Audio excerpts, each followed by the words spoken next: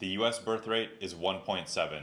We need a rate of 2.1 to ensure that we don't suffer population collapse and economic stagnation similar to what happened to Japan.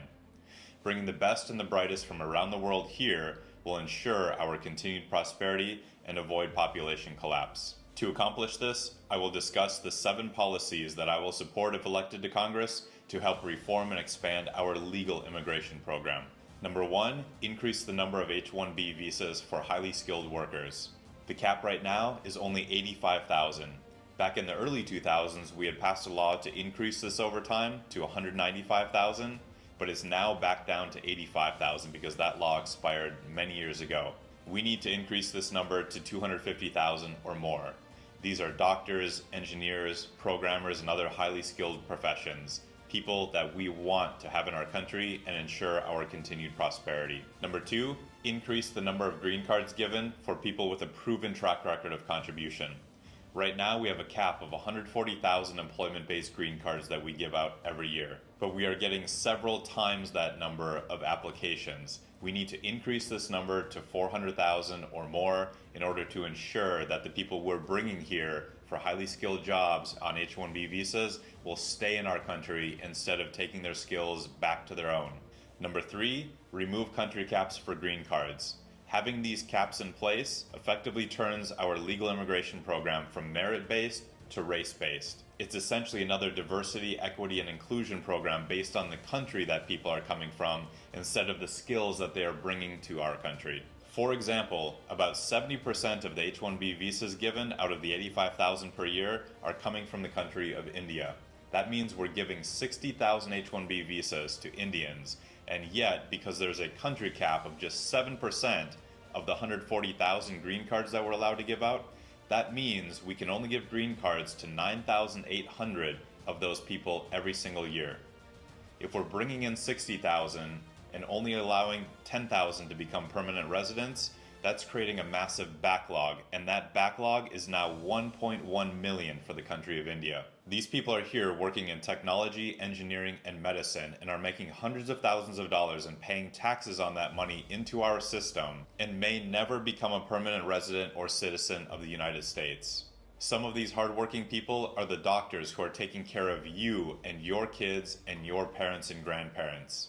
And they are working in a program where every 3 years they have to worry about not getting their visa renewed, even if they bought a house here, even if they have kids and family here. And if they lose their job for some reason, for example, if the economy weakens, they only have 60 days to find a new job or they get deported. That is not how we should be treating some of the most productive workers in our country. Basically, we're telling them, yes, come here, be our doctors, engineers, and tech workers, contribute and build companies, and create billions of dollars worth of wealth in our country, but we're not going to support you. We're not going to allow you to become a permanent resident. We're not going to allow you to become a permanent citizen, and you're not going to be able to collect Social Security and Medicare if you need it when you're older.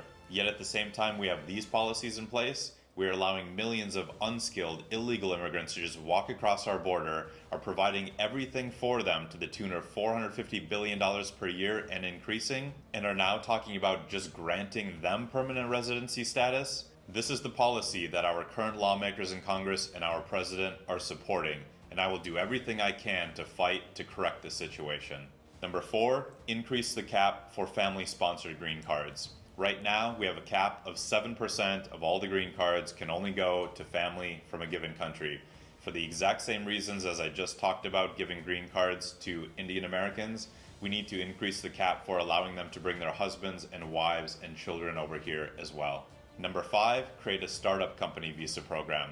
There are about 600 startup companies here in the United States that have a value of $1 billion or more, and over half of the co-founders and founders of those companies were legal immigrants.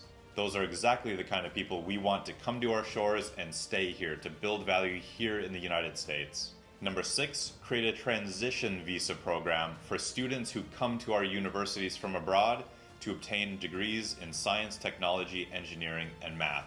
Right now, we have hundreds of thousands of students coming to attend our public universities and colleges, and then we send them back after they have their advanced degrees. What sense does that make? It doesn't. We need to keep them here and incentivize them by giving them a temporary visa program that allows them to find a place to live and find a job here if that's what they choose to do. And number 7, create a guest worker program that gives work permits for industry-targeted unskilled labor shortages. This will help us address unskilled labor shortages in certain industries that we need to bring more workers in, like agriculture, manufacturing, food processing, and other service industries. So there you have it. That's my position on legal immigration and the 7 reform policies that I will spearhead if I'm elected to Congress. I'm Independent Joe Sweeney. I'll talk to you again soon.